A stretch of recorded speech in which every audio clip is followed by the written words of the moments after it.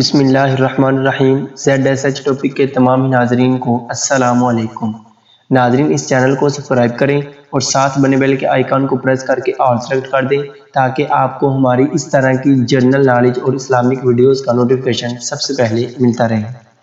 ناظرین انسان جب کسی انسان کو یاد کرتا ہے، چاہے وہ اس کا محبوب ہو یا اس کا دوست ہو، تو وہ اس انسان سے بہت زیادہ خوش ہوتا ہے۔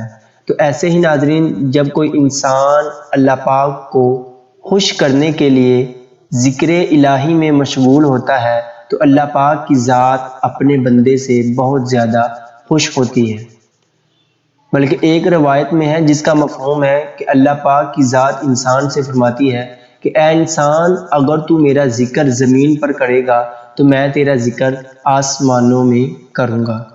تو ذکر الہی ایک بہت بڑی چیز ہے جو انسان کو ایک اعلیٰ درجے پر فائز کر دیتی ہے۔ ذکر کرنے والے انسان اللہ پاک کو بہت زیادہ محبوب اور پسند ہوتے ہیں۔ تو ایسے ہی ناظرین آج ہم آپ کو ایک کلمہ لا حول ولا قوت الا باللہ العلی العظیم کے 4 ایسے فوائد بتاتے ہیں جو کہ پہلے آپ نے کبھی نہیں سنے ہوں گے۔ ناظرین ذکر کے تو بہت زیادہ فضائل ہوتے ہیں، لیکن بعض دفعہ کچھ احادیث میں، کچھ کتابوں میں لکھے ہوتے ہیں تو ہم وہ آپ لوگوں کے ساتھ شیئر کرتے ہیں، جیسا کہ آپ نے تھمبنیل میں بھی دیکھا۔ نمبر 1، یہ کلمہ لا حول ولا قوت الا باللہ عرش کے نیچے جنت کا خزانہ ہے، اور جنت کی چھت عرش الہی ہے۔ اس کے پڑھنے سے اعمال صالحہ کے اختیار کرنے کی اور گناہوں سے بچنے کی توفیق ہونے لگتی ہے۔ اس معنی میں یہ جنت کا خزانہ ہے، یعنی کہ جب انسان مسلسل اس کلمے کا ورد کرتا ہے تو اللہ پاک اس کو گناہوں سے بچنے کی توفیق عطا کر دیتے ہیں۔ نمبر 2، رسول اللہ صلی اللہ علیہ وآلہ وسلم نے فرمایا کہ لا حول ولا قوت الا باللہ 99 دنیاوی اخروی بیماریوں کی دوا ہے، جن میں سب سے ادنا بیماری غم ہے، چاہے دنیا کا ہو یا آخرت کا۔